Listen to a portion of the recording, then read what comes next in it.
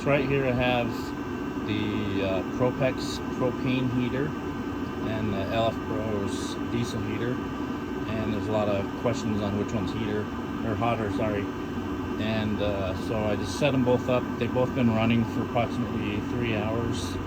The hoses are in the same spot that for the last 3 hours, and I was just going to run a temperature gauge and show you exactly what the difference is. So for the Propex, I got my little gun here.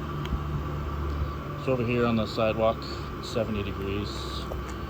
If I come over to the Propex propane heater, it's about 83 degrees, and this is the max setting, as hot as it'll go. It's about 83 and a half.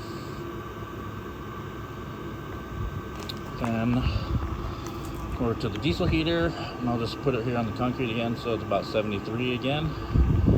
Back over to the diesel heater, and it's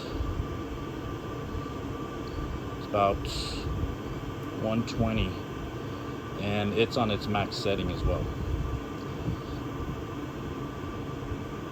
Looks like it's going down a little bit, but yeah, about 120-ish. So that's the difference between diesel heater and propane heater. Both pretty awesome heaters, but the diesel heater is definitely warmer if you're trying to go which one's the warmest.